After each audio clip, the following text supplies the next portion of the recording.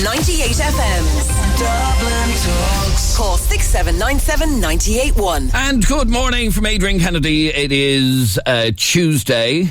Is it Tuesday? No, it's Wednesday, because the days kind of merge into each other. And it is, I can confirm, the first day of April 2020. And I have to give a mention to my colleagues in just in the other side of this building here in News Talk, who pulled a great prank this morning on their listeners, telling them that if the football championship doesn't go ahead in 2020, that some obscure rule in the GAA rules will actually hand the championship by default to Dublin for this. Yeah, okay, lads. And there's look, when we spoke about April Fools yesterday, and it's actually trending on Twitter, but what's trending on Twitter is people saying don't prank, because it's not a funny time that we're living in.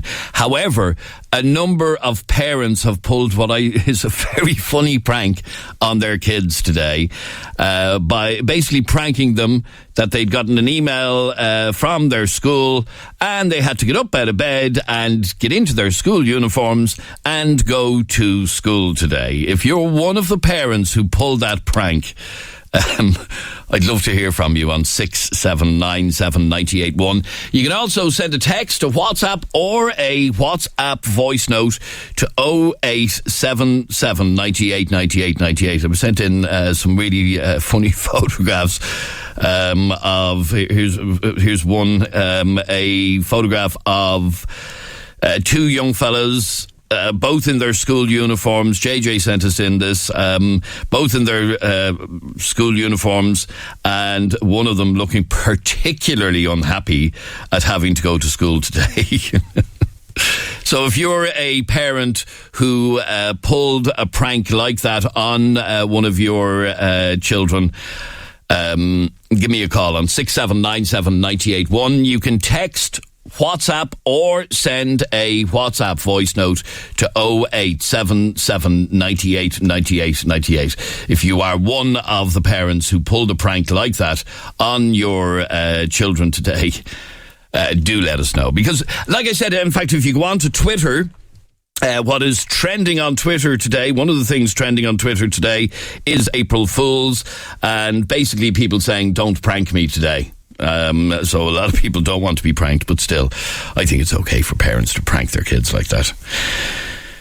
The time will come where you actually will have to go back to school. That is the reality of it. Anyway, send us a text, a WhatsApp, or a WhatsApp voice note to 0877 98 98 98. Now, next on the programme, I'm joined on the line by one of our listeners who lives in Sydney with her boyfriend. Left Ireland last November, and obviously, Aoife, obviously when you... welcome to 98 FM, firstly, Aoife. Thanks very much. When you left here in November, you were obviously going to fulfil a dream, heading off to the far side of the world. And what was the plan initially? So initially we decided to, travel Southeast Asia and visit Thailand and, do all the lovely islands, and then settle here in Australia. So we completed our journey in Asia, but when we got to Australia, which is kind of short of 8 weeks now, we've obviously started looking for work. We've set up, we got an apartment, we pay rent every week, and we just are struggling to find work at the moment due to the COVID-19. Okay, so not long after arriving in Sydney, you started looking for work. I believe you've a degree in creative digital media. Yeah. So I finished college last May, and then obviously I was going travelling, so I decided to kind of start my career over here in Australia. And then obviously I have other experiences in customer service and that type of role. But I really wanted to get a job over here with my boyfriend, with what I studied for, and it's just not happening at the moment for us. So what is your situation then? Have you much money?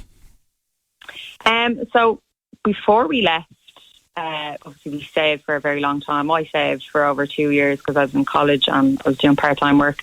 So I saved a lot of my money and my savings. And always with this in mind? Always with this in mind. Coming over and preparing for travelling around Asia, budgeting, and then having enough money to get set up. And then by the time we're set up, we hopefully would have a job. Because we have many friends over here that, have done the same.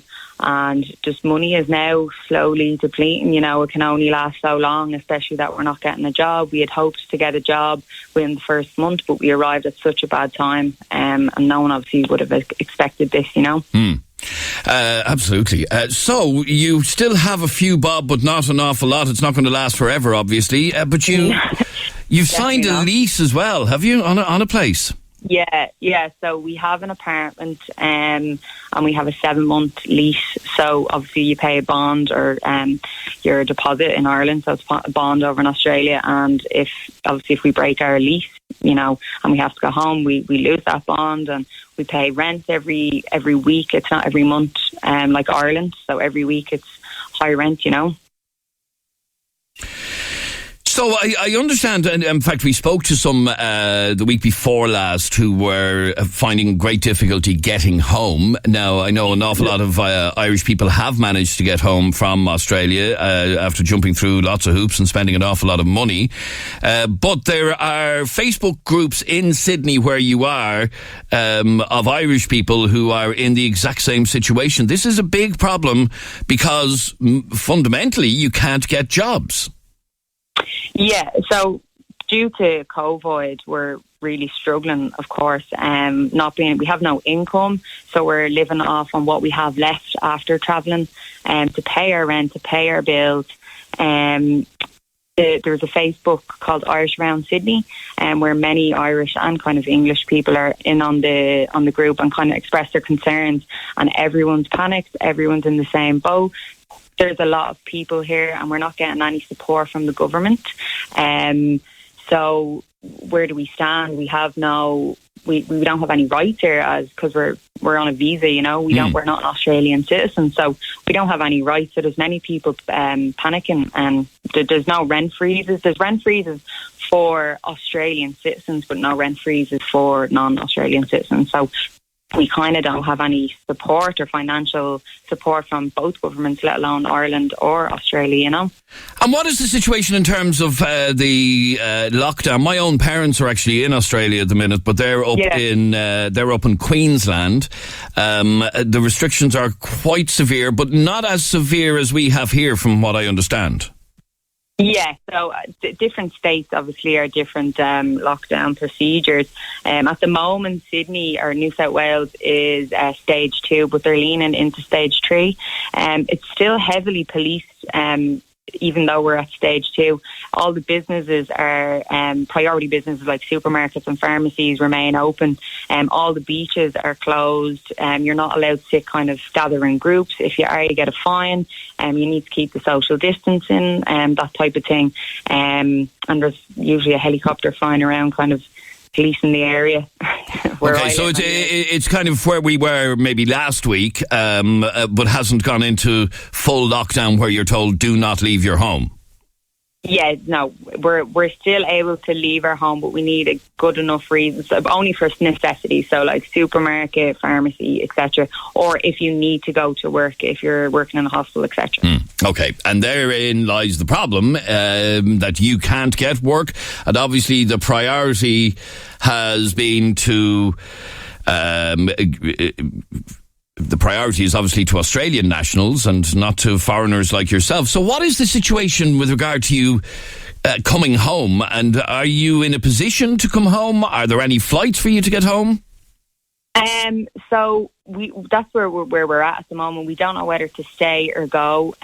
We want to try hang on, I suppose, and use the savings that we have in the hopes that we get a job. But there's thousands of flights, or there's flights that are going up thousands of dollars with no guarantee that we'll take off, because flights are getting cancelled due to air restrictions. there's just so many factors that we have to take into consideration about even getting home and whether we can afford to get home. And we kind of, as Irish citizens, many Irish back home are getting support, and we feel that maybe the government should reach out the hand maybe and help the ones overseas, to try get home, or even provide financial support for the people who are at financial difficulties, Okay, so we saw the other day, people, Irish citizens who were in South America, were brought home. Do you want to see the government here doing some sort of a repatriation mercy flight from Australia? Yeah, I think I'm not sure if there's talks. There's a lot of stuff that goes around on the news these days. It's hard to kind of believe what's being said, but yeah, definitely something of that sort. Because flights, it's ridiculous the amount of money to spend, $2,000+ just to go home. And I'm not sure, and you're not guaranteed that flight when you arrive in the airport won't get cancelled. So we would lean on the government, our government, to support us in that way. And also in a financial matter, because if I did return home, well, myself and my boyfriend, we're not sure if we could. Like, we quit our job, so I don't know if we have access to financial support when we do get home to Ireland. So in both circumstances, we're both kind of left in limbo. Like, where do we stand? If you came home here, will you get the $350 a week? Probably not, because you weren't working and laid off from that work. Yeah, I left my job to go travelling and then come back to Ireland, but obviously no one have predicted that this would have happened. So if I did return to Ireland, I'm not sure where I would stand in financially.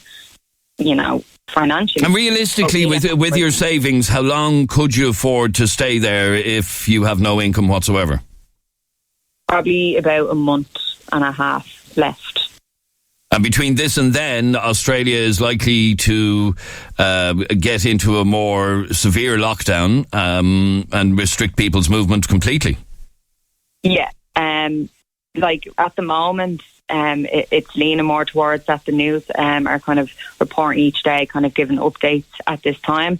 There's many people as well on kind of asking so many questions, especially on Irish Around Sydney, whether the government will allow us, say, to freeze our visas, return to Ireland, and then when this kind of COVID situation calms down, we could go back and try again. But I don't see that happening, because you spend enough money anyways trying to get here, save. You give up many. You put your life. You put your life into it. You're moving your life to a different country. And for me, like, I'm young as well. I'm only getting set up. I'm learning how to live on my own and that type of thing. And it's very difficult and not knowing where to stand with this situation. And we just need help from either government, Okay, well, stay there for 1 second, Aoife, because on the other line here I have Sue. And Sue, your sister is in a similar situation in Australia. Yeah, she's in Brisbane, and she's over there now probably 4 or 5 years. I'm not sure how long she's over there. She had her last baby there. They've 2 little girls. They've worked, they're on their visas, they've paid taxes, everything now. The work's gone. They're going into lockdown. They've no money for their rent. Their house is going to be gone soon. How are they going to feed the kids? They're going to get no help at all from the government. Why is that, if they've been working? Because of the visa that they're on. Because of the visa that they're on, they're not fully citizens yet. So they have paid their taxes, and they're not entitled to any help because they're not Australian citizens. Help at all. And they are stuck over there. Like, this is tearing my family apart. This is heartbreaking. They're stuck there with 2 little girls. They're going to end up homeless any day now. Any day, with no money and no way to feed the kids, and they can't get home. They need to get home. The government needs to get them home. Okay, now, how are they financially? Are they in a bad way, or have they enough money to keep them going, or is it really that bad for them? Honestly, they're in a bad way. They're in a really bad way. They have their rent paid, I think, for the next 2 weeks. They've no money coming in. They find over there, I don't know about the other girl on the line, that it's very expensive to live. Yeah.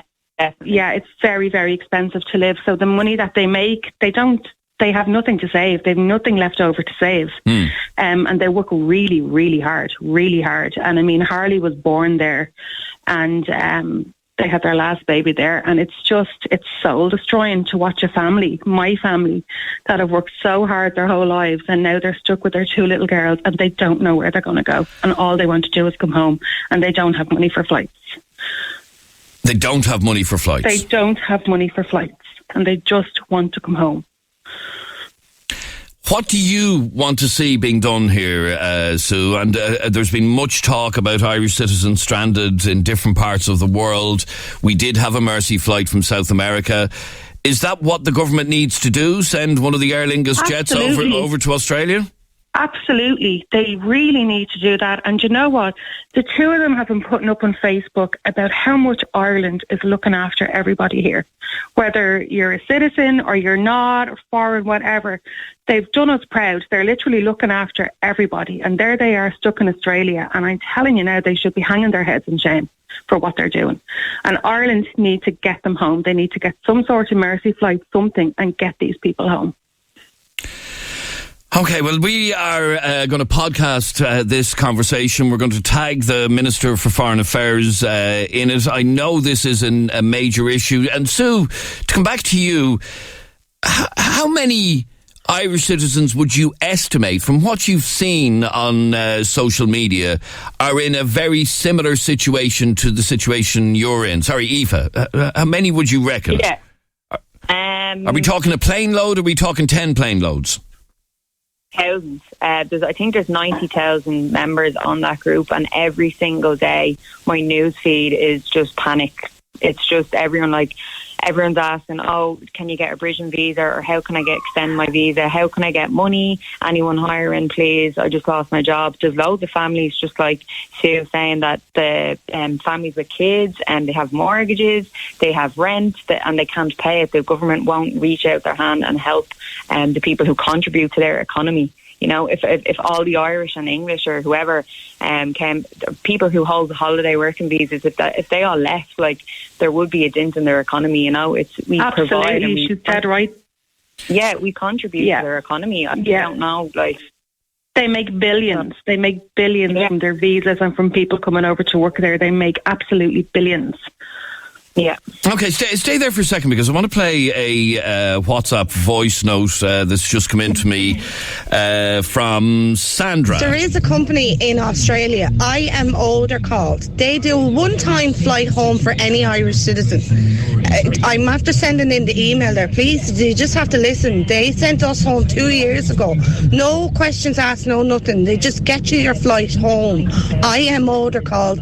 I've sent the email on. Okay, now she has sent the email on. Now, this is a company in Perth, she says, that are paying for flights home from Australia. I don't really understand that. Why would they do that? But I have an email address for you here, which we'll pass on to you, Aoife. But she's saying 2 years ago. 2 years ago was a very different world to the world we're living in now. Obviously, with the Australian government not doing anything, you obviously want the Irish government to even reach out to the Australian government and ask for some help, or try and negotiate something between them. Yeah, or for us, basically, over here, to get financial support to even get home, or to help us with rent reasons, or anything that will help us in this situation, especially families with kids, you know. All right, well, as I said, we will podcast this whole section of the show. We will tag the Minister for Foreign Affairs in it, and hopefully we can get something done, because this is an ongoing situation that is every week becoming more severe, in terms of, in another 2 weeks, Aoife, you're going to be in a really bad way if you can't get home. Sue, can I ask you, has your family tried to do anything to rally up some money to get them home? Yeah, we're all in the same position. My partner's lost his job. Listen, my sister's partner's lost his job. We're all in. I've been screaming at the news outlets for the last 2 weeks. I'm so thankful that you picked up Aoife's story. I've been throwing it out there, letting people know, asking for help. I've been on to the Department of Foreign Affairs. I've been on to everybody, and nobody's got back to me. This is the first time today. Okay, now I have to. I'm a little bit surprised. at some of the messaging that I'm getting in from people, basically saying things like, this message says, "I'm sorry, Adrian, but we've enough to be dealing with." This is from Grace. Enough to be dealing with than getting people home who haven't been living or contributing to our economy in 4 or 5 years. They chose to leave Ireland and have children in Australia. What do you say to messages like that, Sue? I say before she went away, she did. She contributed here, so did he, for years, and they took a chance at a better life. And now they just want to come home. They want to come home to their family. It's a pandemic. It's a horrible situation to be in. It's not that they're just sitting there going, "Okay, take us home. This didn't work out." They want to come home to their families, and their families want them home. We want to be together at this time as much as we can. I mean, my mum's lost 2 daughters already, and we're just going, please get them home. Please get them home. And in terms of reaction from, you say you've tagged various government departments and so on. Have you gotten any reply, or has your sister gotten any reply from anybody? No, I've got no reply. I'm not sure with her over there. I think recently she's had one response in the last 24 hours. I haven't spoke to her properly this morning yet. But that's just from a quick message that she sent me. But no, I've been shocked. Like I've literally put it everywhere, and I've even invaded the comment section of everything and put it everywhere, and nobody's picked it up. Which I'm shocked at how desperate some people are, and it's kind of been ignored, or you can't get the story out there to see how desperate they are, All right, it's literally not going to be able to feed your kids. I mean, imagine you couldn't feed your kids. Okay, but the company that was referred to is a company called a company in Perth, and the email address, and this might be of you. In fact, I'll ring both of you back afterwards, or I'll get our staff to ring both of you back afterwards. Their email address is avperth@iom.int. It's a strange sort of email address, but we will. It's the International Organisation of Migration. All right, okay, we're going to look into that a little bit more, both of you, and we will forward you on the details as soon as we're finished talking to you. All right, that would be amazing. Thank you, Aoife. The very best of luck to you over there in Australia. Like you said, you can survive another month, but you would ideally like to come home. And Sue, I hope your sister's okay, your sister and her family are okay, and that they will get home sooner rather than later. Thank you so much. All right, good to talk to both of you. Take care. All right, bye. All right, this is an ongoing issue. We did touch on it a couple of weeks back, and it's getting worse by the day. I don't know if there's anything our government can do, but let's throw it out there and see if the government come back with any suggestions, any ideas. Theoretically, you could fly an Aer Lingus plane to Australia with a stopover on the way.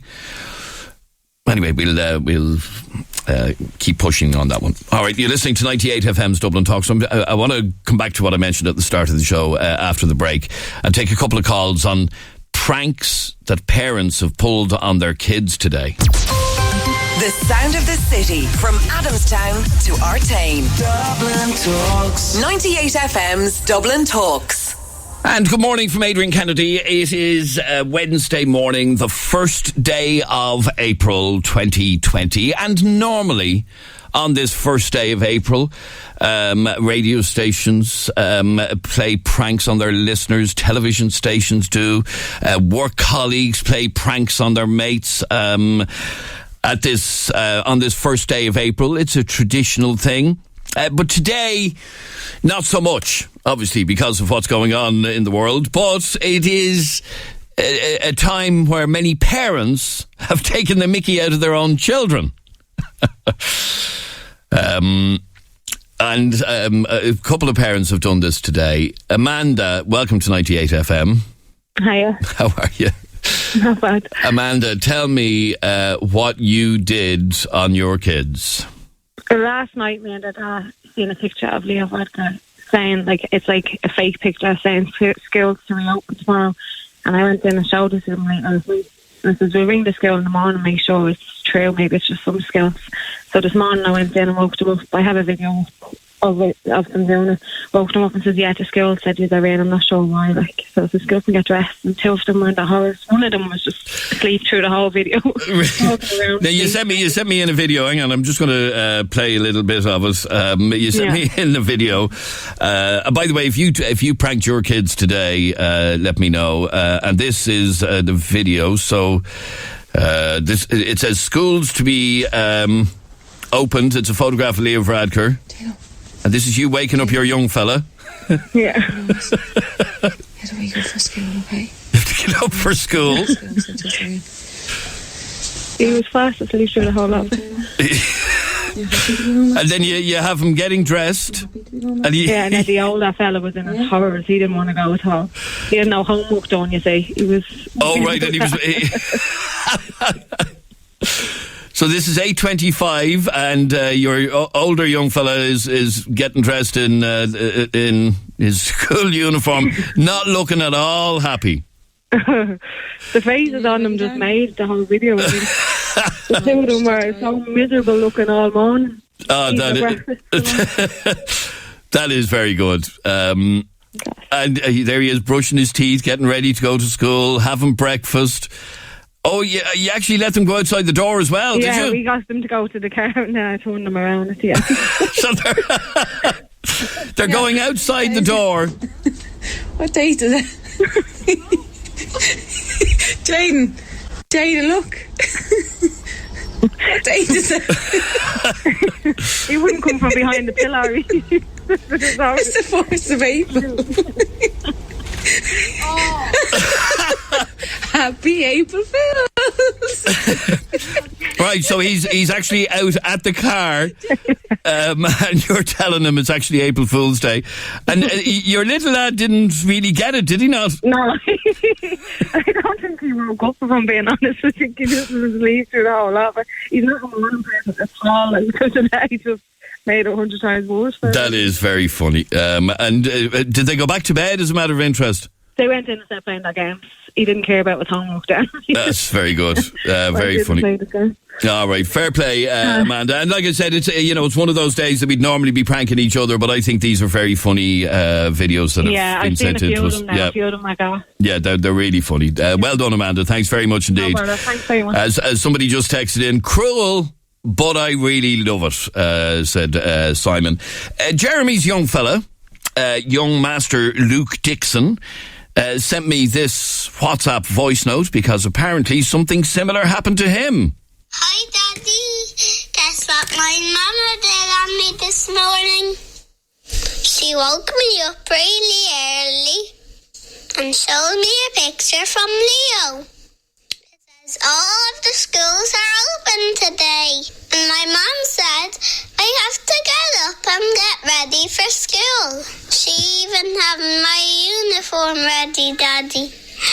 And then she said, ha ha ha, April Fools. Guess what, Daddy? I don't need to go to school today because it was just a joke.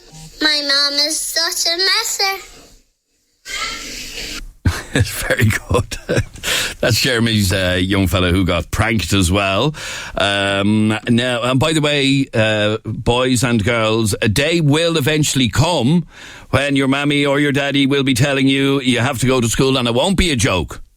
Okay, that'll happen soon. If your children were pranked this morning, get them to send us a voice note to 0877 98 98 98. 0877 98 98 98. Send us a WhatsApp voice note and let us know if you were pranked today, or if you pranked your children today. Ciara, you're on 98 FM. Hiya, Ciara. Hey, Jeremy, how are you? Grand. Now, Ciara, tell me what you did.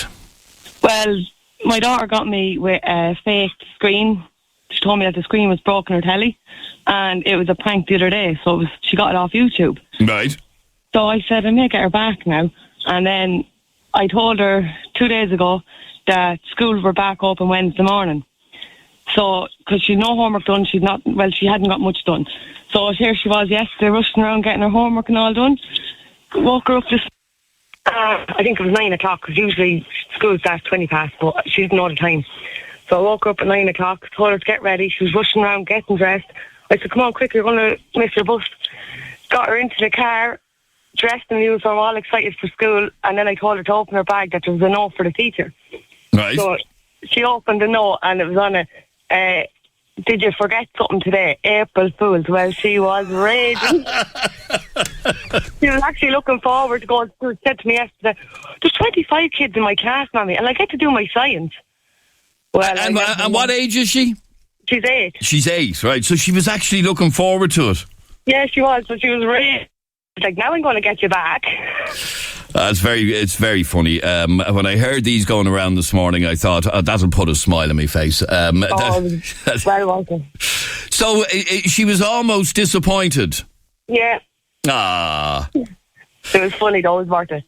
Well, as I said, the message for all of the kids that might be listening is it may not be today, but it will be one of these days. Your mammy will be telling you that you're going back to school. Yeah, and she won't believe me then. She won't believe you then, yeah, that's right. All right, Ciara, well done. Thanks very much indeed. Okay. 6797 981 is our telephone number. I'd love to hear from you and let me know if you've been... if you've pranked your children today. Mandy, I have beside me here your video of what you did. Describe this to me, please, Mandy. I took my kids to bed. I showed them the picture of Leo, and my 12-year-old... By the way, for people who haven't seen it, this is a mocked-up picture of Leo Varadkar as if he were on Sky News, and under his name it says, schools to reopen tomorrow. Yeah. Yeah. So you showed them that? I showed them that, and my 12-year-old was like, yeah, right, Mummy, I don't believe you. It's April Fool's Day tomorrow. So then I whispered to her, right, you're in with the joke with me. You play along with me. And she agreed. Then I went to show my son, my 9-year-old, and he was like, "Oh, really? Okay, go to sleep, bedtime. I'll accept it. School tomorrow." And so he did. And woke up this morning. I got them all dressed for school. Made their lunch as they were eating their breakfast. Told them to get their shoes on. Didn't need coats. It was warm, but. Put their bags on. Okay, so hang on. I'm just going to have a listen to the video. So, Mom, I need to go to the car. Okay, so everyone has their school bags on. Bye, Daddy. Yes. They're walking out the door. Bye, Daddy. Go on. Why did you keep the door open? Oh yeah, shoot.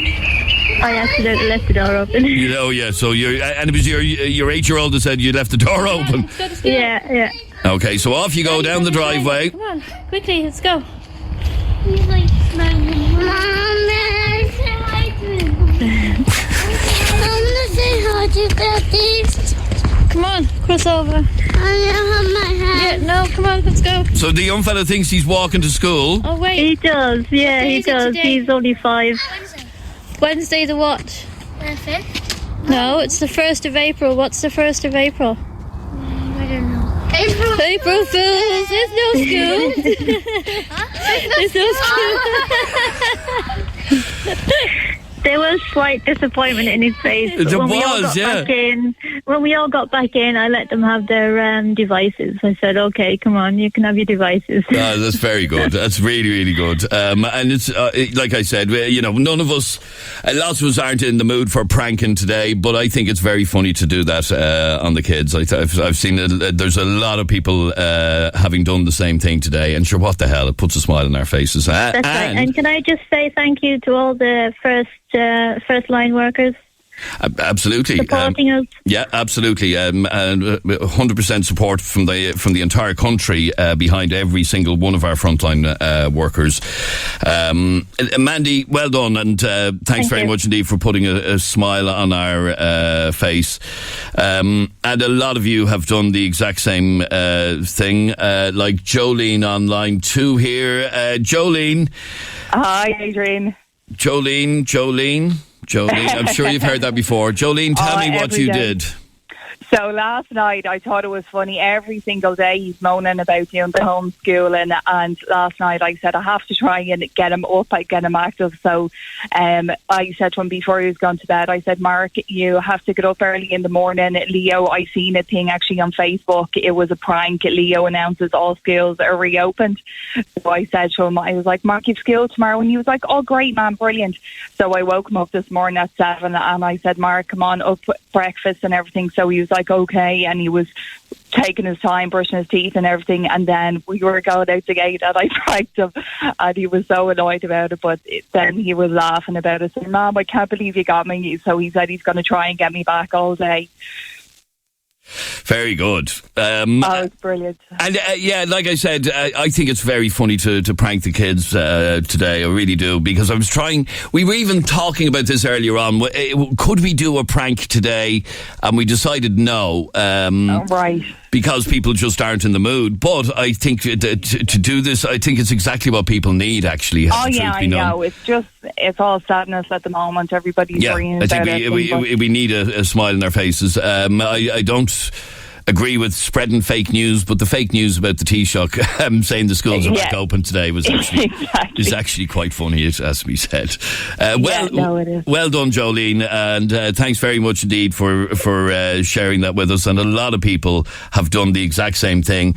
And let that be the end of spreading fake news today, by the way, because, but it's, on this occasion, funny fake news. Dave, you're on 98 FM. How are you, Dave? Back, Adrian. Dave, this backfired on you a bit. Kind of. In a good way, I suppose. Right, go on. No, we got up this morning, we woke him up. Herself changed my phone number on her phone to be, pretend to be the school. Right. And, rang last night, said, oh, the schools are back up. She goes, look, it's the school. So, got up this morning, Cathy out. He was jumping up and down and saying, yippee, I can't wait to see my friends, I can't wait to see my teacher. And when she told him the school wasn't open, he was devastated. Oh, he started crying, did he? Not crying, but not far off. I'm at work now at the moment. Herself is at home. She feels terrible. She said he went up into his room and he had to come out since. Ah, so he was really disappointed then when he found out it was an April Fool. Oh, he was absolutely devastated. He can't wait to go back to work. School. Actually, here's an interesting point. You know the way a lot of kids just can't stand going to school. Hate going to school. It's so boring. I reckon one of the things that will change as a result of this whole thing is some kids' attitude to school, and they might actually, when they get to go back to school, will actually appreciate it a bit more.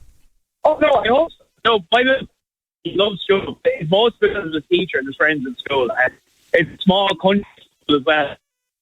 Oh, we've lost you there, Dave. Susan sent me this WhatsApp voice note. Hi, I tried to prank my son as well on the going back to school, but it took 10 minutes and then he suddenly copped that tomorrow was April Fool's Day. Very good, Susan. Thanks very much indeed. And thanks all of you for putting a little bit of a smile on our faces today. This is 98 FM's Dublin Talks. This is Adrian Kennedy. We're back in just a second. The sound of the city from Ballybrack to Ballymun. Dublin Talks. 98 FM's Dublin Talks. And good morning from Adrian Kennedy. We're here until midday today. Our telephone number is 6797981. Now, as you know, over the last couple of weeks, you are probably one of those people who has been temporarily laid off work. And the government has responded by giving some say generous social welfare allowance of €350. And I want to find out from you, and you can text, WhatsApp, or send a WhatsApp voice note to 0877 98 98 98. And let me know whether or not you have gotten your money. Are you owed any back money? Has it all come through as you expected or not? That's really what I want to find out, because one of our listeners has been in contact with us about being left short of social welfare money since he was laid off his job. His name is Ray. Ray, welcome to 98 FM. Tell me firstly, what were you working at? I'm a bartender. You're a bartender, okay. So you were laid off on the 13th of March. 13th, yeah. And what happened from then? Basically, the boss rang the social welfare and he actually got through, and he was told to print off the job seekers immediately for all the staff, which he did. It was doled out to us, excuse the pun. It was given to us, and I went straight down to my branch in Kilbarrack. The girl told me I needed a letter from my employer. I said, okay. I went back up to the job, came back down, and she said to me, just leave it in the post box if it's not open or if there's a queue. So I did that, and that was grand. So I think it was about a week later then, a new directive came down or something like that. And my boss, we were called into a meeting to say, listen, you have to do this form now, the new COVID-19 form, which again, we all filled out there immediately, and we posted it immediately. So that was on a Wednesday or Thursday. So I presumed it wouldn't get there till the Monday anyway. So that was grand. So this is like over a week later, after being told that your money will be there almost immediately type thing once you fill out the forms. So I filled out 2 forms at this stage, and both have gone in. Then I proceed to get a phone call days later to say that I didn't fill out the date that I finished, but it was already on one of the forms. So she asked me specifically, and I said the 13th. She went, okay, thank you very much. Proceeding to ask her, would I get paid backdated? She said, I can't tell you. I only fill out forms. It's not my job to tell you. Right. So I said, okay, which I thought was a bit strange. After that, I proceeded to call again. Couldn't get through. Then I got through to the Ballyfermot office, who she told me, she said, it will not be backdated. You will not get backdated money. You made a mistake on the phone. Now, she was actually quite nice. This girl was actually very, very, very nice. She was, listen, the directive has come down that any forms that have been misspelled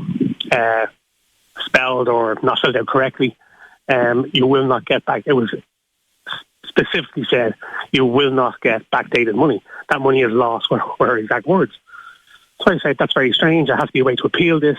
She goes, well, you have to contact your local branch. So I am now waiting outside Kilbarrack, and which one of the guys has come out, and he's trying to kind of talk to people. So I spoke to him, and he told me that a directive came down yesterday and said that the discrepancy between the 203, which is the initial payment, and the 350 will not be paid. I've literally just been told that right now this very second. Okay, so you would have initially been due that first payment of €203, and then that was subsequently changed to the COVID-19 payment of $350. Yes. You got your $350 yesterday, is that right? Yes, I did. Okay, so the dispute here is over €203. So essentially... Which 2 of my colleagues have already been paid. Okay, so some people have been paid that, others haven't. And essentially, since the 13th of March, and let's just put that in context, that's nearly 3 weeks ago, you have been paid just once. Just once, yeah.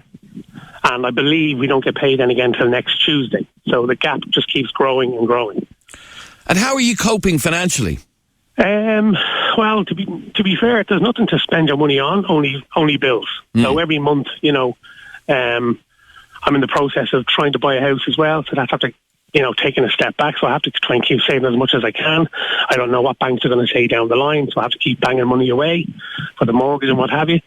So I think, listen, I'm not, in a desperate situation like other people may be, but it's still my situation. And I think that money there is technically mine, but to be told that I will not get it because of misspelling or something like that when I had already submitted the form, I think it's kind of unfair, and they won't entertain anything. So you're there outside the social welfare office now, or the Intreo office, and you're being told you will not get that backdated money. I've just been told that a directive came down yesterday that the 147 discrepancy between the 2 payments will not be paid. And yes, he said that, and yet I was told on Monday that I wouldn't be paid. So stories don't really kind of, not really the same. Okay, so what are you going to do now? Well, I'm going to go in and just make my case and just ask, is there any way to appeal this? Because at the end of the day, it is my money. They can't just, give it with one hand and take it on the other. That money is technically mine. And I'm judging by what's online on the Dublin Bartender's Guide, there's a lot of people in the same position. So it's certainly not just me. Certainly not just me. All right, well, we're going to throw that out there and see how many other people are affected by this. But in the meantime, you're not going to let it go. You want that back money. You want that backdated money, which you feel you're fully entitled to. Yeah. All right, Ray. I wish you well in your quest to get that few bob, because as we keep saying, every little counts, every little helps, as they say. All right, Ray. Thanks very much indeed for talking to us. Stay safe, guys. Thank you. All right, our telephone number is 6797981. You can text, WhatsApp, or send a WhatsApp voice note to 0877 98 98 98. I know an awful lot of people that were laid off over the last few weeks did get their €350 yesterday, and so a lot of people are happy enough with that, but some aren't so happy. I am a disgusted and angry taxi driver, says this message.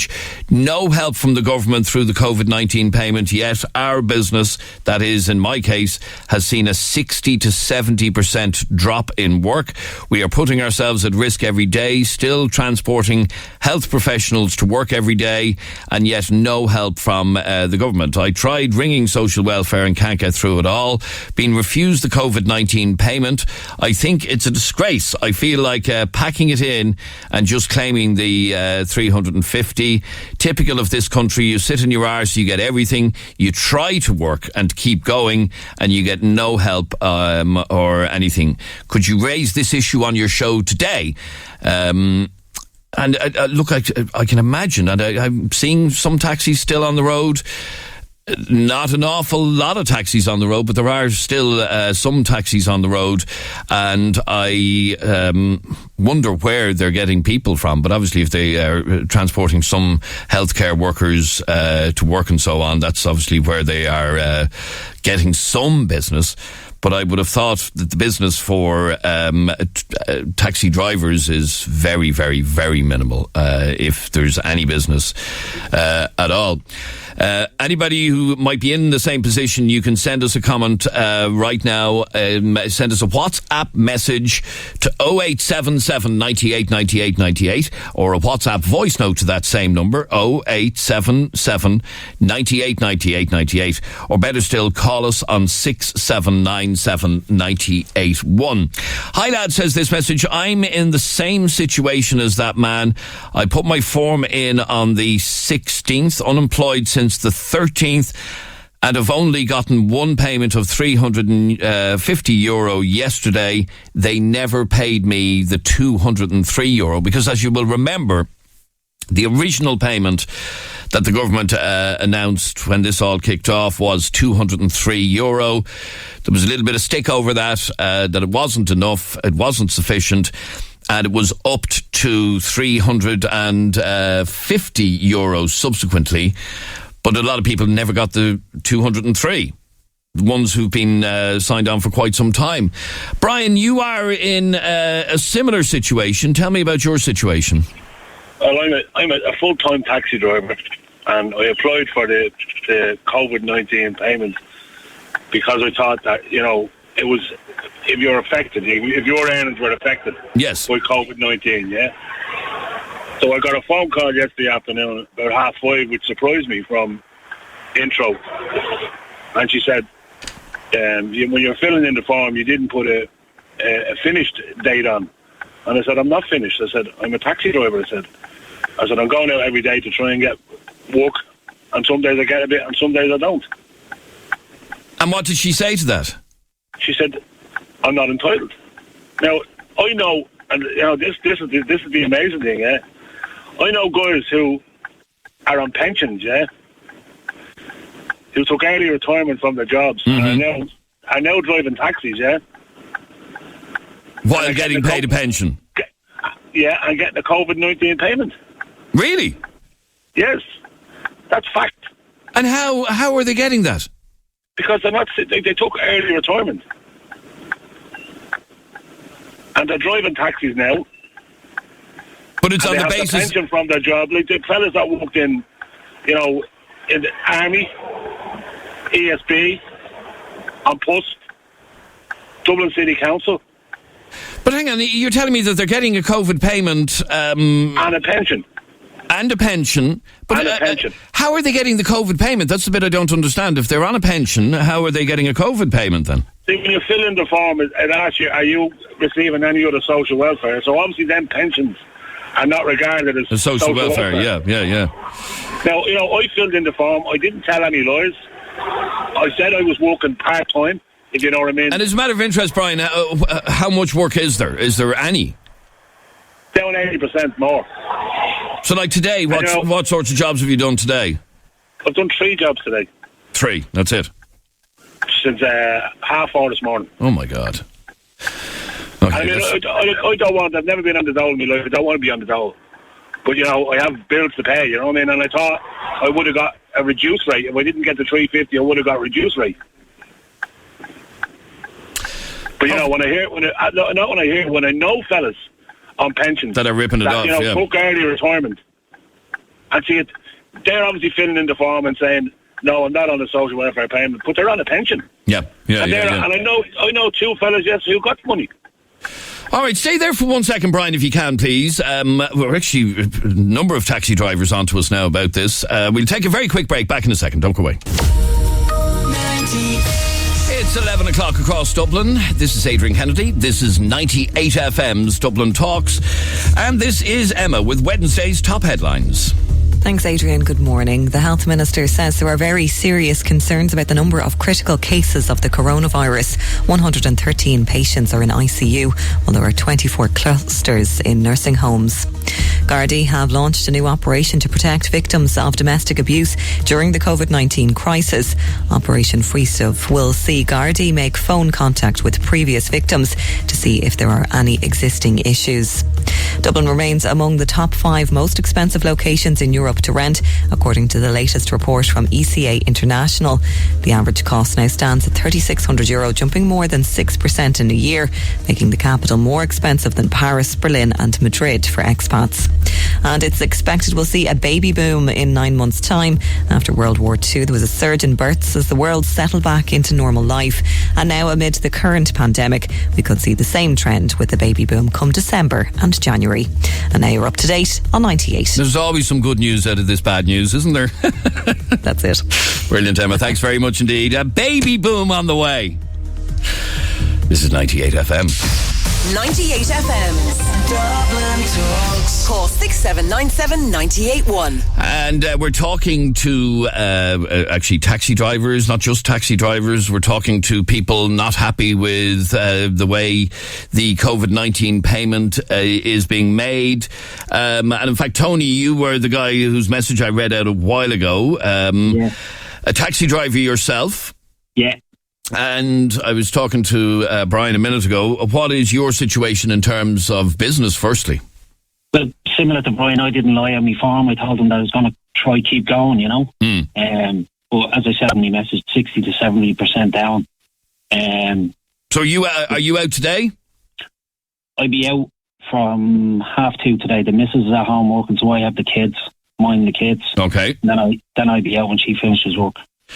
And give me an idea what it's been like over the last couple of days in terms of... It's a ghost town, Yeah. It's a ghost town. And just literally dropping people maybe to nursing homes, hospitals, people going to do their shopping, maybe a few little bits, but 60, 70% down easy, So I put the form in, didn't lie, told them that I was going to try keep going. And as your previous caller said, hopefully maybe even just get a reduced payment, maybe. Not the full 350, but they're giving us absolutely nothing. It's a disgrace. And in terms of the income that you're getting, you're 70% down, so 30% of your income. You would be happy, would you, to accept a partial 350 payment of that 350? Yeah, 100%, just to keep us going. Yeah, 100%. Not the full 350, but give us something. We're out there transporting all these people, putting ourselves at risk all the time. People getting into our cars, and the government are doing absolutely nothing for us. So that's what I'm saying to yourself, is it weren't me well down now, will I just stay at home and get the 350? But I also like to get out, yourself, Adrian, you want to get out of the house as well, you know what I mean? Oh yeah, I have to be honest, coming into work every day is part of my, I'm very grateful that I still have the routine of coming to work every day. Exactly. I'll be honest. I had to get out. It is, But this is a difficult one because obviously being self-employed by its very nature does restrict your access to social welfare full stop. Yeah. I just think it's a bit unfair. Like, they should be throwing us something at least, because we're still out there helping people. Do you know what I mean? So have you dropped healthcare workers to work and stuff like that? Yeah, I've dropped them. Yeah, collected girls after 12-hour shifts from the hospitals, dropping them home, dropping people to nursing homes. Yeah, doing everything. Helping people with their shopping. Doing everything, you know. But not asking for the full payment, but just a little bit of help to keep our wages up a little bit, you know what I mean? Okay, so what you're saying to me, if I'm not mistaken, Tony, is if you decided, right, okay, there's not enough work, I'm going to just pack it in, then you'd get the 350, would you? Then I'd get the 350, yeah. I wrote a letter with me form. I said, listen, I'm going to try keep working, but as you know, everything's shut, the pubs are shut, everything's shut, so it's going to be very hard, but I want to try keep going. And I said on the letter, I said, if you could help me in any way, I'd really appreciate it. And got absolutely nothing. Not even a phone call from the social welfare, nothing. Yeah, in fact, they did say the other day that 15,000 applications were rejected. And I assume you're in that 15,000 figure. I'd say so. Yeah, I'd say so. But it's a disgrace. Like I said in my message, Adrian, like you sit in your arse in this country and you get everything. You try and go out and you keep going and they give you nothing. They give you no help, you know what I mean? It's a disgrace. And let me ask you then, in terms of work, the 30% of the work that you're getting, and I understand, you know, you want to go out, and whatever, but the head to go out, you know? But the 30% of the work that you're getting and the money that you're getting, is it worth going out for? And what I mean by that is, would you be financially better off if you did just stay at home and take the 350?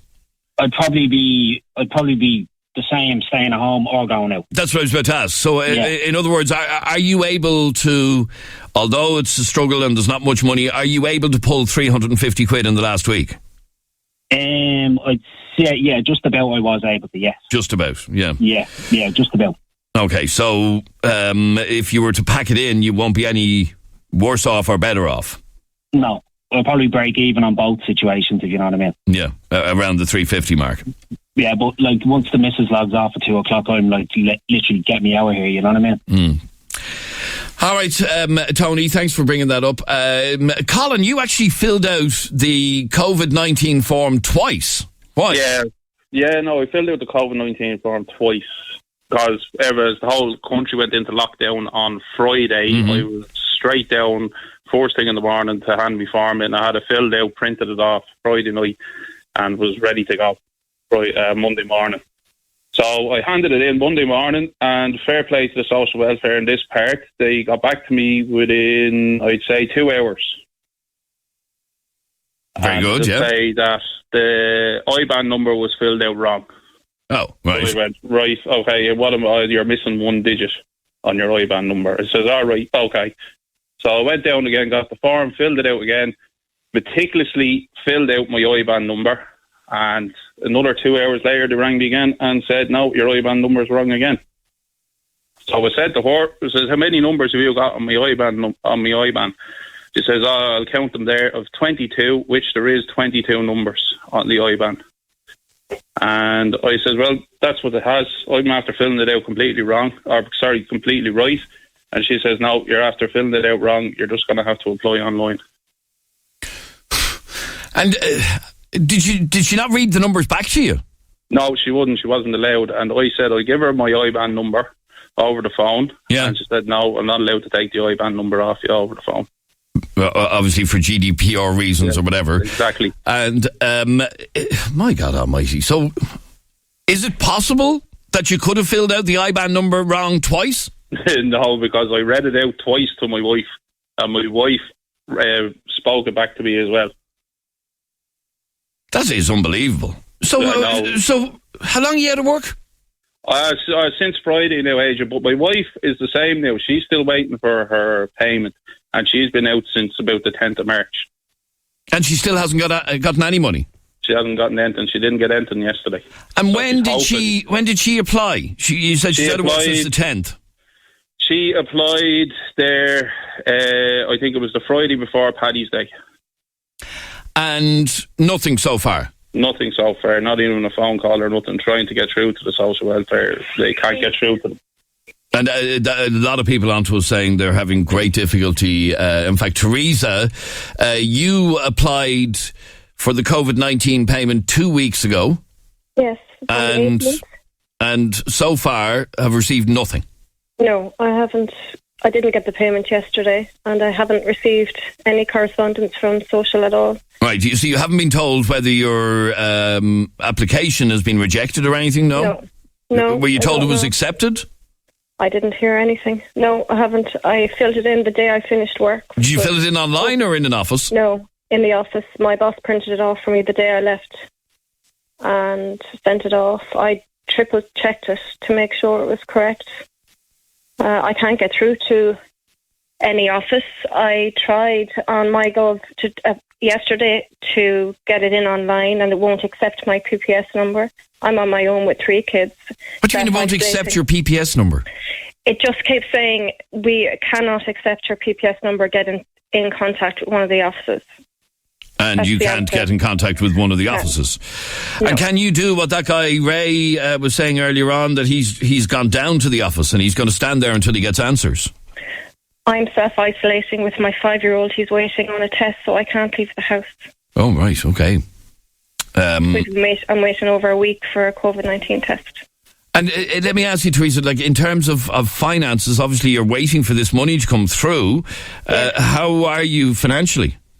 I have work and family payment, so I'm depending on that now. I have that weekly. Right. I'm entitled to the COVID-19 with the work and family payment, so that's what is going to get me through. Okay, but the working family payment isn't enough to keep your head above water. Not for myself and 3 kids. No, the prepaid gas and electric still comes out every couple of days.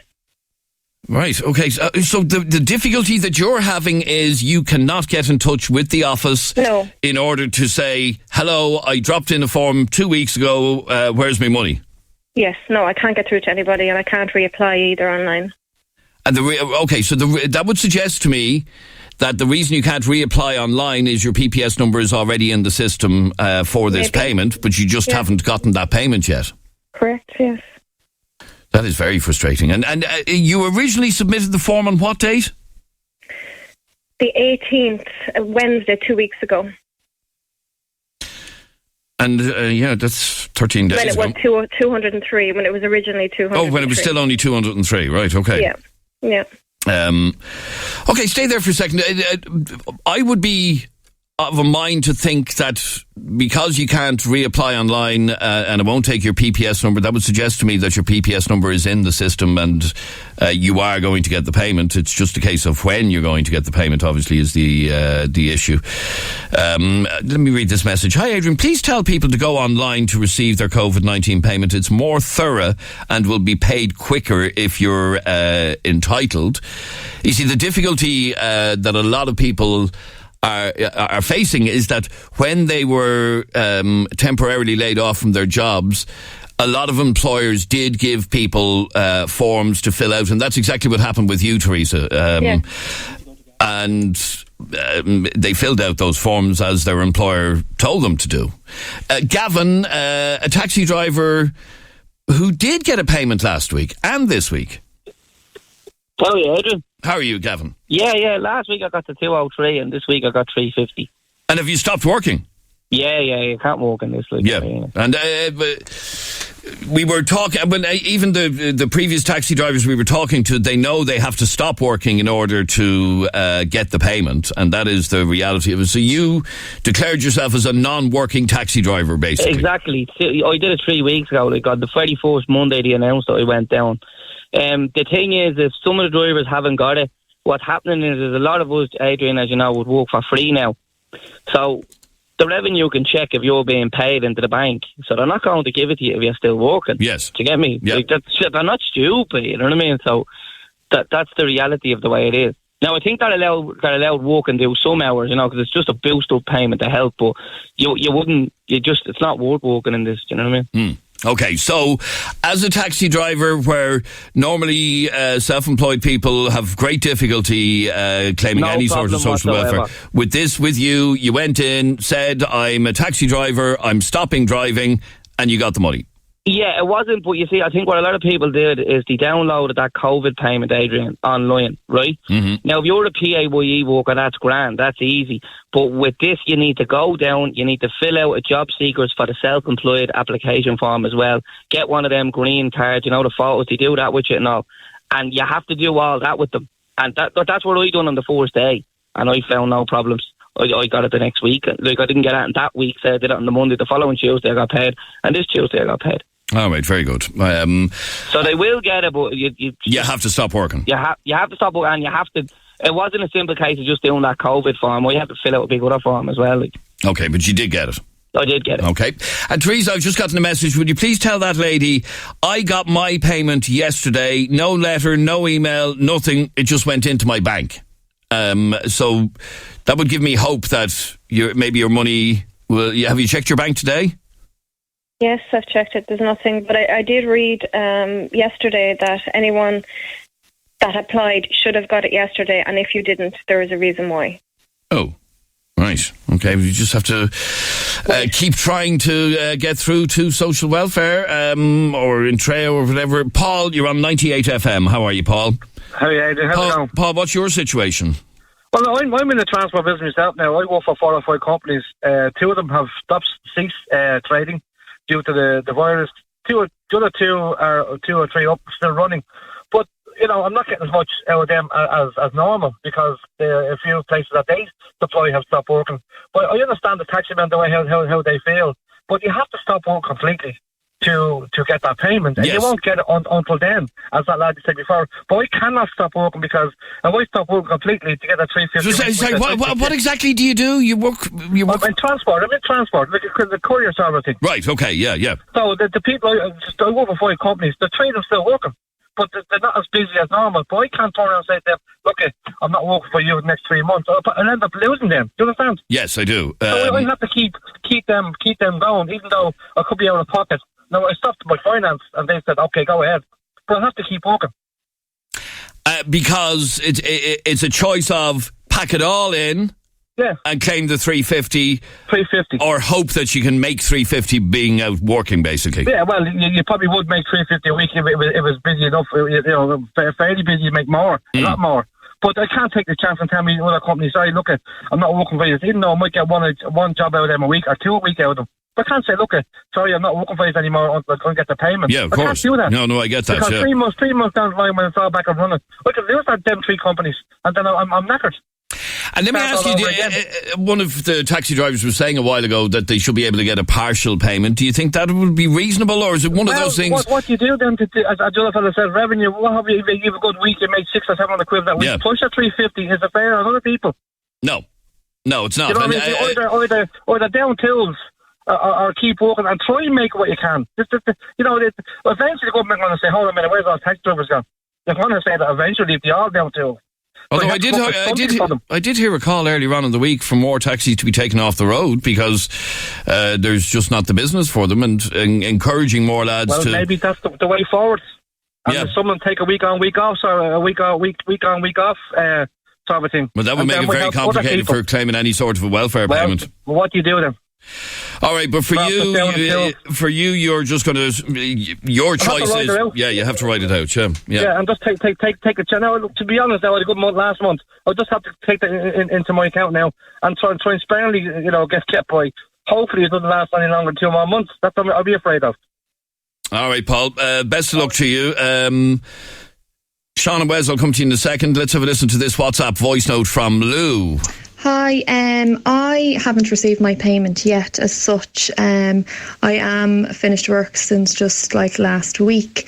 I think it's a fair payment, but it's not going to cover my bills. I've had to remove my savings just to clear my car insurances, which is 2 work vehicles and a private car, just to stop a bill. I think we're all in the same boat, but this morning I just seen that AIB Bank bank removed €73 for quarterly fees from my bank account, which absolutely floored me.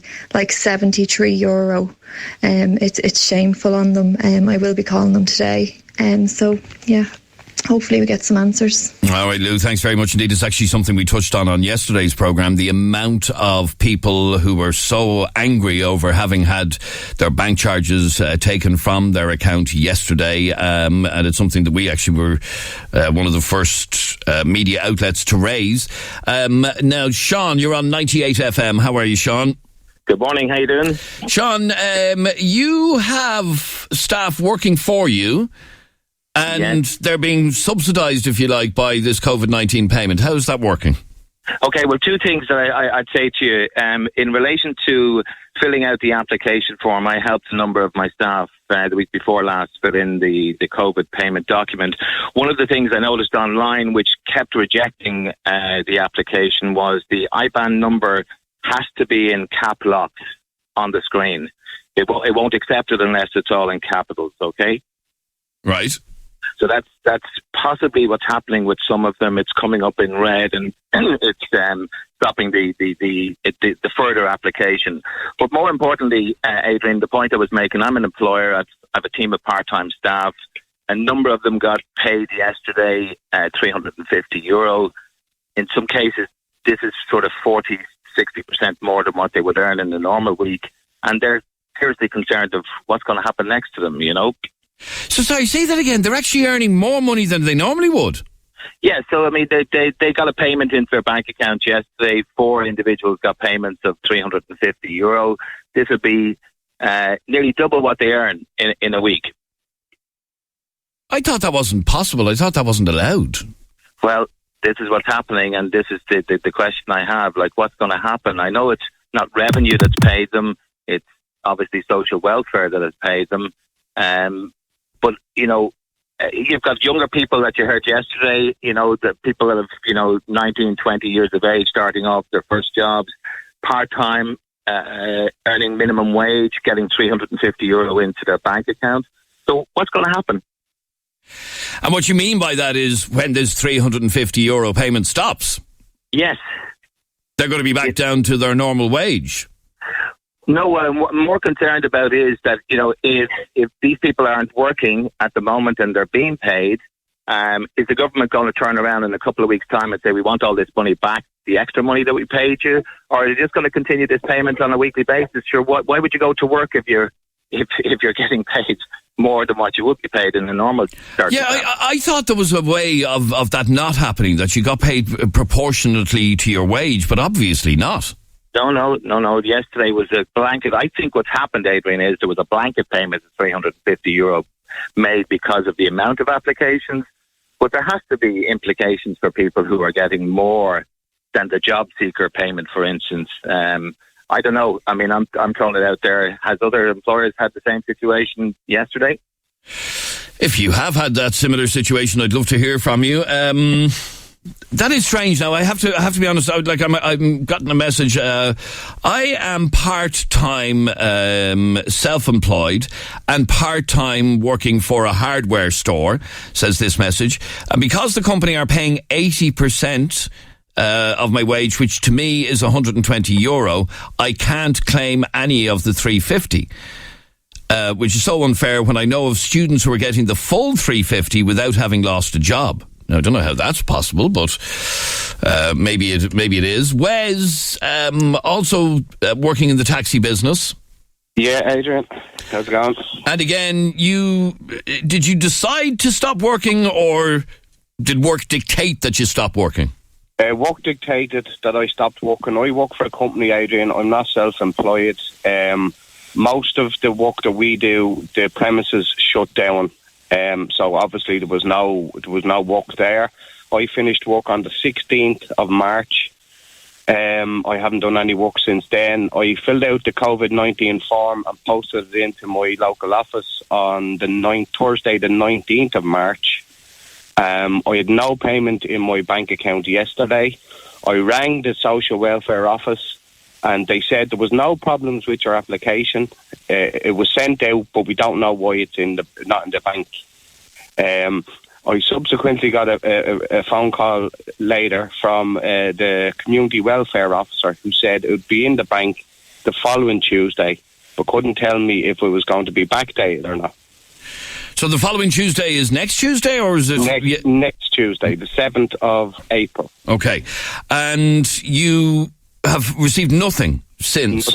Nothing since I applied on the 19th of March. And they couldn't tell me if it was going to be backdated or not. The first lady I was talking to couldn't tell me it was going to be backdated or not. The second lady that rang me said it should be backdated, but she couldn't confirm it. Right, okay. So, that was the issue Ray that we spoke to earlier on was having about getting backdated money as well.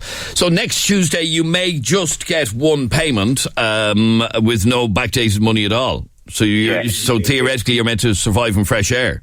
Basically, from the time I finish work to now, I'm meant to be surviving on fresh air. Yeah. Well, the lady did say that the second lady, the community welfare officer, did tell me that, it should be in your bank account next Tuesday.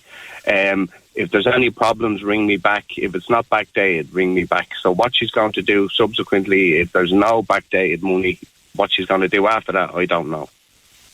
And I think the problem is, Adrian, no one knows. This is unprecedented. Of course it is. And indeed, even for the Department of Social Protection, it's unprecedented in terms of the volume that they're actually dealing with. I wish you well, Wes. I hope that does come through for you next Tuesday. Dave has sent me this message, and he's basically saying, being honest gets you nowhere. Hi, Adrian, it's Dave here. Obviously, telling the truth in this country means nothing. The taxi boys should try and say nothing and come out the weekend, get their few quid off the taxi, and just get their $3.50. But I mean, with $3.50 every 2 weeks, they're only really making $1.75 every week. So it's not the same as signing on the dole.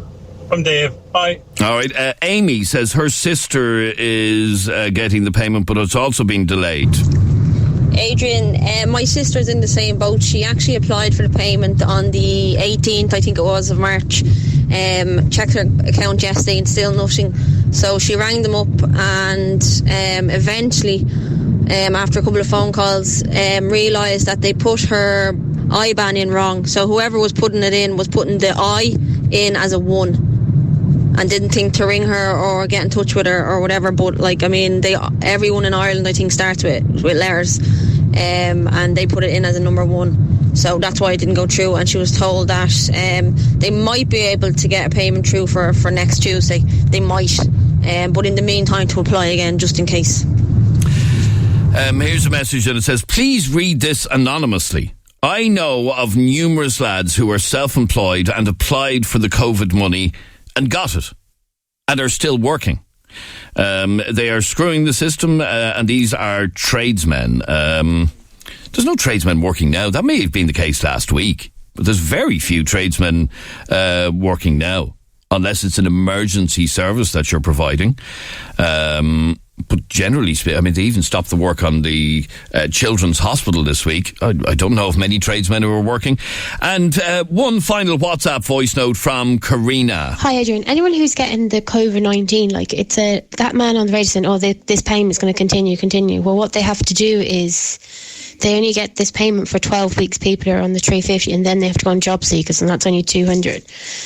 And people shouldn't have to pay it back. How will some people going to be able to pay it back if they still have to stay on the dole, if they have no jobs to go back to? I just think he's being a bit discriminating he is. Okay, after the break, we're going to be dealing with a slightly different issue about what Dublin Bus is expecting from its workers. The sound of the city from Clondalkin to Clontarf. Dublin Talks. 98 FM's Dublin Talks. And good morning from Adrian Kennedy. We're here until midday today. Now, one service that is continuing to operate, albeit in a very restricted way, with slightly extended Saturday timetables, and also with the buses, for example, having designated seats seats that you can now sit on to ensure social spacing on the buses. But Dublin Bus has told bus workers that they must take 10 days of annual leave, in other words, a day a week, during the COVID-19 crisis. And according to one of our TDs, Richard Boyd Barrett, they are robbing their workers. Richard Boyd Barrett, welcome to 98 FM, and thanks very much indeed for joining us. Hi, Adrian. Richard, what is the issue here? You highlighted this yesterday, that the staff in Dublin Bus must take 10 days annual leave, a day a week for the next 10 weeks. Yeah, I was contacted by bus workers last night who informed me of this, who are extremely upset because it means that their holidays for the year will effectively be gone, and they're being forced to do this when they are workers who, as we speak, are putting their health on the line to keep essential services going, to get health workers and other essential workers to work, to keep things going, risking their health in the process. And this really amounts, rather than the reward they should be getting for doing that for the public and assisting the public health efforts, they're effectively being punished. But actually, since I posted their concerns last night, I've had a flood of, not just from bus workers, but from workers in other sectors who are similarly being forced to take annual leave. And so in really other words, rather than being placed on a 4-day week, for example, they're going to be working 4 days, one of which is a day's holidays. Is that right? Am I understanding that right? It's clearly not a holiday. And, I don't think anybody who's staying at home or going to work and doing an essential service is doing anything other than contributing to the collective societal effort to defeat the virus and to ensure that our health services can cope. And the idea that they should, if you like, be punished, and in this case lose their annual holidays, which they probably will very badly need when this crisis is over, seems to me very unfair and very counterproductive. And is it not a risk, though, that some companies will face if they don't do this, if they don't ask staff to take holidays between now and, say, for example, the end of June, that everybody's just going to up sticks and leave in August, September, October? Look, I mean, first of all, the legislation around this, by the way, what Dublin Bus and other employers are doing, I have good advice to suggest isn't legal, because you're supposed to give workers a month's notice if you instruct them to take leave, and you're supposed to ensure that they do have the required rest and recreation throughout the year, and you're supposed to consult with them. And from what I can see, none of those things are being done. So this is very, very questionable legally, but I have no doubt that bus workers and other groups of workers would be very willing to consult about how they can manage this situation, because everybody is displaying, whether they're staying at home or whether they're going to work, are displaying tremendous goodwill and solidarity and putting huge effort into the societal effort to defeat this virus. Now, I just think... Okay, you said in your statement yesterday that the Dublin Bus is essentially stealing half their annual holidays, the workers in Dublin Bus. It's a bit melodramatic, is it not? Well, if you give up your holidays, let's say, as one bus worker told me, there's quite a few bus workers who may have booked their holidays for later in the year. Now, God knows with the current situation, we don't know what will happen with that. But let's hope we're going to be out of this situation in a couple of months' time and things can begin to move back to normal.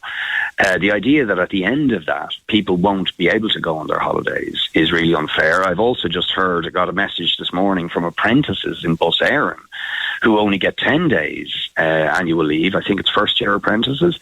So, and they've been asked to give up those, to take those 10 days. So that means they'll have no holidays for the rest of the year. Now, I just think that is unfair, but I really believe, not just is it terribly unfair, but it's counterproductive, Adrian. But is it not better to do this than to start laying people off or putting them on a 3-day week or whatever and being paid proportionately to that 3-day week? Well, you see, I mean, if you look at the wage subsidy scheme that's being set up, not just in this country, but across the world, there is a consensus, and this isn't just from the left or trade unionists, but economists and even governments are saying and setting up schemes are saying that actually we shouldn't be laying people off, that even if they have to stay at home, it's important that they maintain the relationship with the company, that money continues to flow through the economic system. Otherwise, what is a bad situation could potentially turn into a dire recession. So, in fact, it's just counterproductive from every level. And I really think we should remember, that it's only 10 years ago that 64 billion euro was put in to bail out banks. And now we're faced with a dire public health emergency. And surely the same sort of resources need to be pumped into bailing out the people and bailing out society, both to protect them because it's fair, but also it is the best way to ensure that when we come through this crisis, we don't face a dire economic depression. Okay, so you say with, and this isn't just Dublin Bus by all accounts, this is many companies are now asking their staff to take half their annual leave between now and the end of June. Or in some reports that I'm getting, I mean, because I literally got a flood when I just put up a post on social media expressing the concerns of bus workers, and then I got a flood of messages from workers both in Dublin Bus, Bus Éireann, and in other sectors, private sector as well, of people who are in a similar situation. And yeah, it seems to be very widespread. And in some cases, people are being asked to essentially take all of their annual leave in the next period. Now, I really think this is unfair, particularly when... But Richard, whatever about taking all of your annual leave, I think that's dreadfully unfair. But isn't there a logic, as I said to you earlier on, for companies protecting themselves that everybody doesn't just shoot off on holidays as soon as the country starts rolling again? I am sure that the representative, the workers and the representative of the workers in Dublin Bus and in other sectors would be more than happy to discuss that with employers, with the government, to ensure that we can transition back to normality when this crisis is over.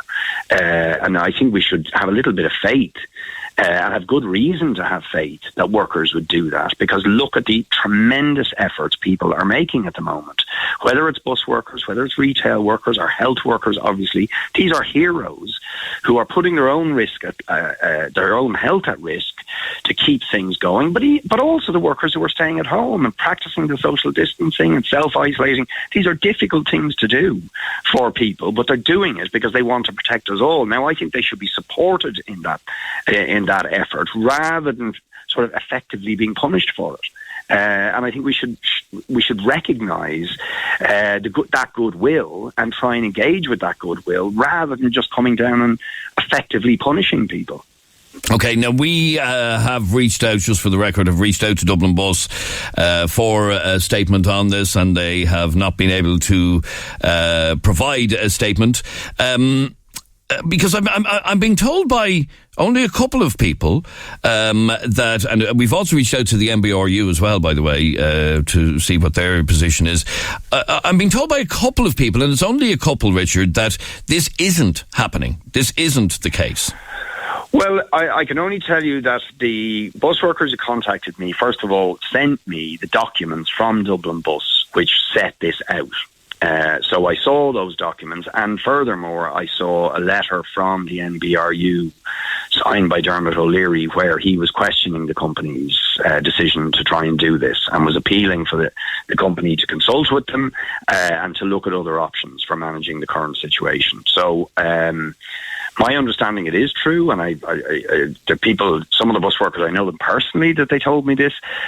So from my understanding, and when I look at the other communications I'm getting about, for example, the apprentices in Bus Éireann, and may well be all Bus Éireann workers facing this, from workers, I got contacted from workers who work in the admin of Dublin Bus, confirming that they were also being told to take leave. So it's from what I can see, it's okay. So you that this is true. You think that firstly with Dublin Bus and with any other company who may do something similar, you believe that these companies are stealing holidays off people?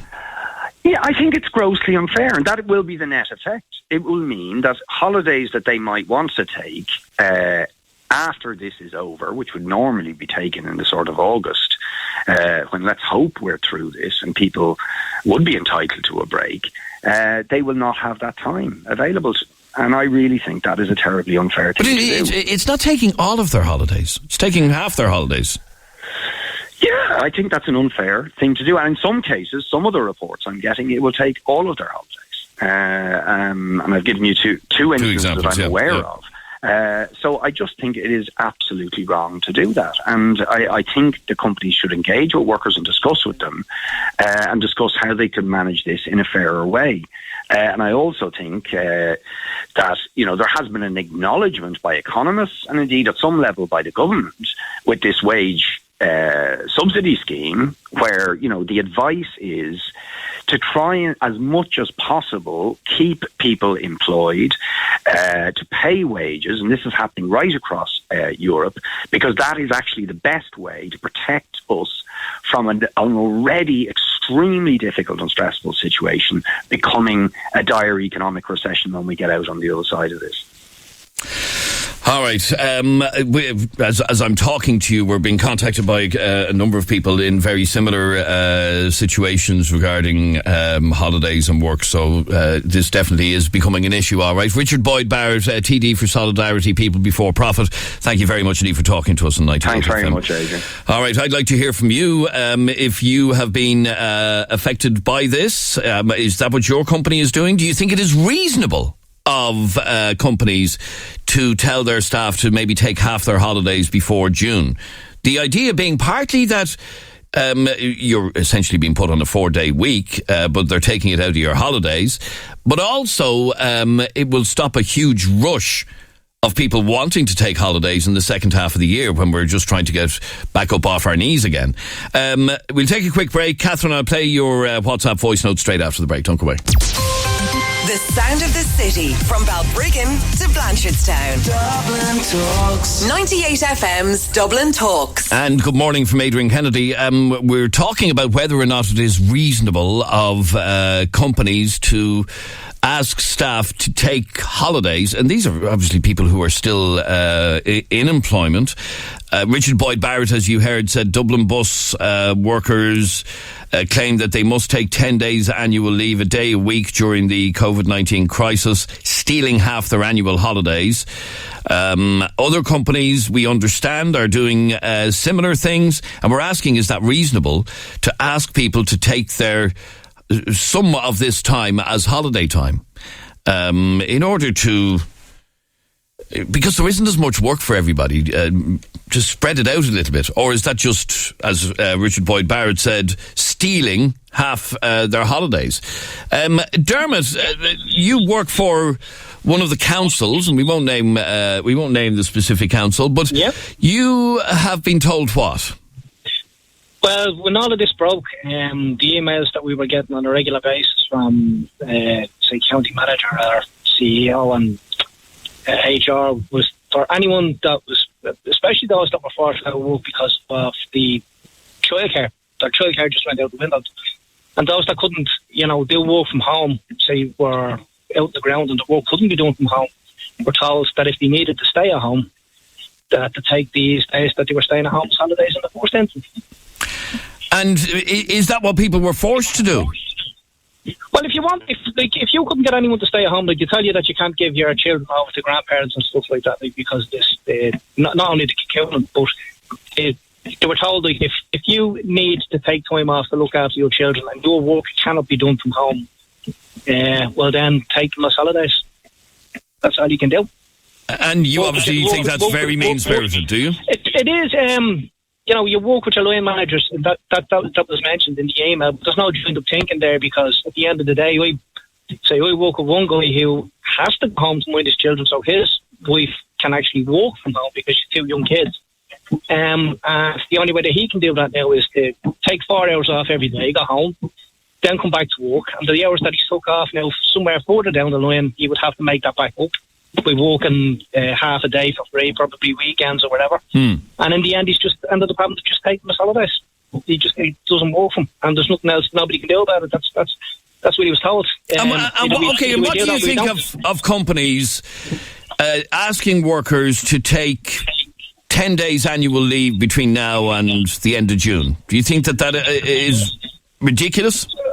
It's a joke. It really is a joke. Like, isn't there a risk, though, Dermot, and this is the point that I was making to Richard Boyd Barrett a minute ago, isn't there a risk that if companies don't do that and people arrive, when all this clears up, and hopefully it will sooner rather than later, and, some people have 20 days holidays still outstanding because they haven't done anything with their holidays so far, and then we all realistically, okay, the way the world is going at this stage now, with airlines and stuff like that, it's not going to be able to afford to go away for start, and nobody's going to want to take 20 days holidays anyway. You probably end up losing. So then it makes a little bit of sense then to do that. No, because your self-isolation is not a holiday. Go home, stay at home, do not go outside the door, do not pass go, do not travel to a beach, do not walk, move out 2 kilometres outside your area is not a holiday. I understand that. I genuinely think that when this starts to settle down a bit, I think the unions is going to have an awful lot to say about this, the way that employees are treated, whether they be in the private or the public sector, because I don't think it's legal what they're doing. I don't know if it's legal. It's circumventing employment. Yes, no, I don't know if it's legal either. I don't know if it's legal either, because I was of the impression that you can't tell staff when they, what days to take as holidays. But we're in unprecedented times here.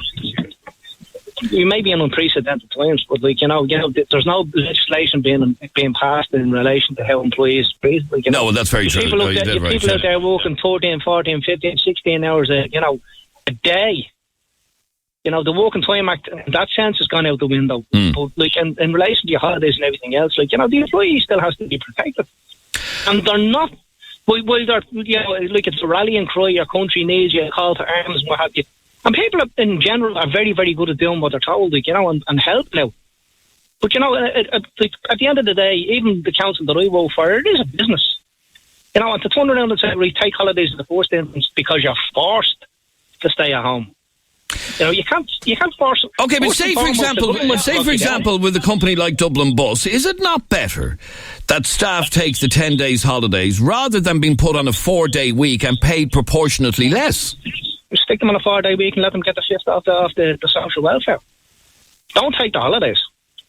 All right, stay there for a second, Dermot. Pete, you're on 98 FM. Hi, Pete. Morning, Adrian. How are you getting on? Good, thanks, Pete. What did you want to say on this? Yeah, I have to totally agree there. I think what it is, it's basically it's holding them to ransom, isn't it? Though it's basically saying if you don't do it, then quit, and if you quit, then you get nothing anyway. So it's a terrible state of affairs that the likes of a big company like Dublin Bus are doing that to their employees. And so I see them every day when I go and I do my little 2-kilometre walk out the door because I can't go to work. It's still not a holiday, like what that gentleman said there. It's not a holiday because you're at home. You can't do anything. You can't bring your kids out to the beach or spend that bit of time in using it as a holiday day. I think it's terrible. I think it's shameful, to be honest, that they're taking them to ransom like that. Okay, but stay there for a second because I want to play a couple of WhatsApp voice notes that have come in to us. This is from Catherine. Oh, hang on. There we go. Talking about Dublin Bus. Would you stop and listen to yourself?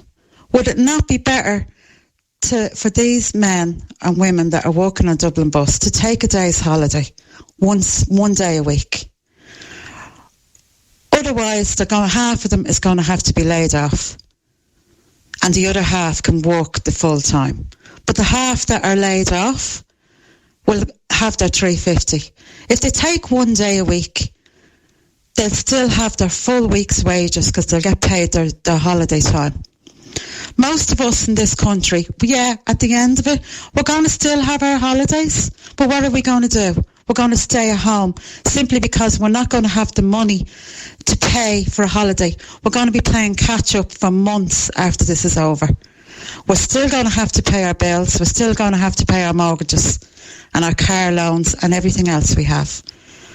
We're going to be playing catch up for a long, long time. So there's going to be no holidays for us for a long, long time.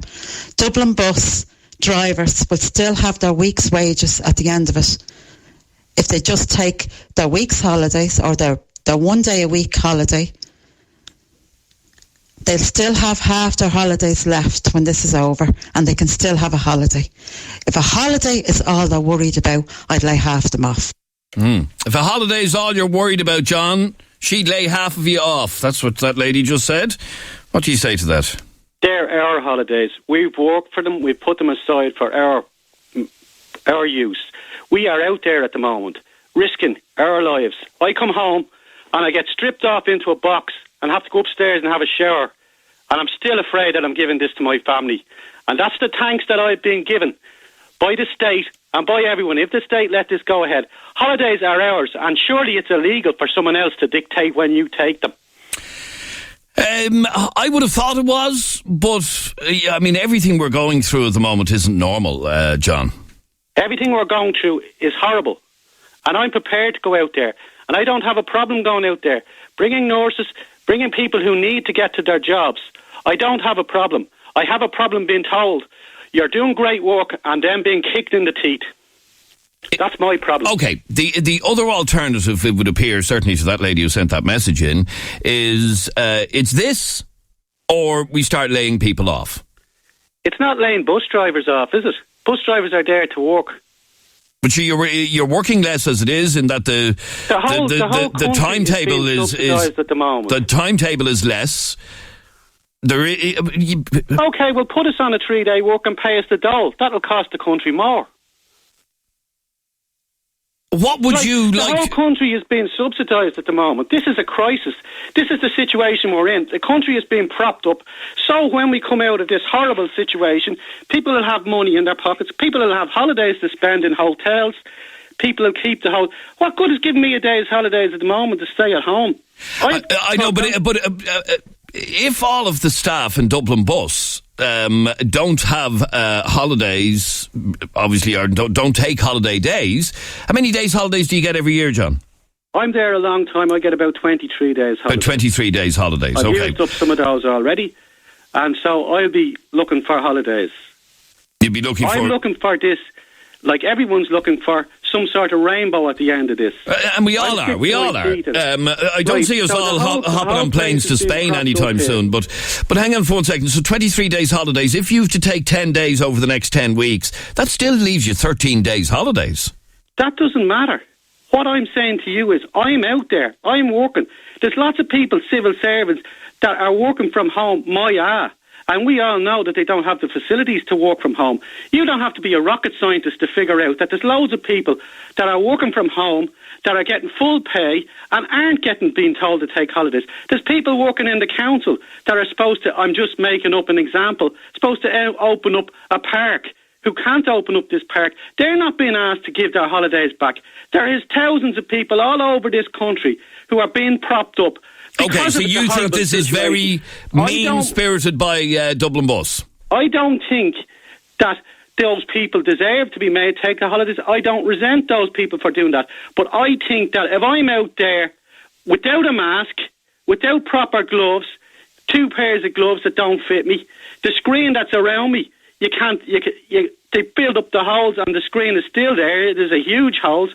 If I'm out there doing this, dealing with people, dealing with antisocial people who don't have any respect for this, who cough in the window. Okay, and you think that... And I think it's a kick in the teeth. I think when you see Aldi and other shops being given bonuses, now I know they're working more harder than they were working, and there's that argument, but when you see that, and you see what's going on in this country, and John, I'm sorry to cut across you, but I'm way out of time. But I'm going to come back to this conversation tomorrow, because there's a lot of reaction to this, and maybe we'll talk to you again tomorrow. And I'm sorry for getting so emotional. No. But this is really kicking in the teeth for me. Okay, I get your annoyance. I understand it, and maybe we'll continue the conversation tomorrow with you. But John, thanks very much indeed. I'm way out of time, and thank you for listening today. We're back again tomorrow morning at 10 a.m. If there's anything you want to bring up on the show, send me an email, dublintalks@98fm.com. Have a good Wednesday. I'll talk to you tomorrow morning at 10. Barry Dunn is next with some great music lined up like these.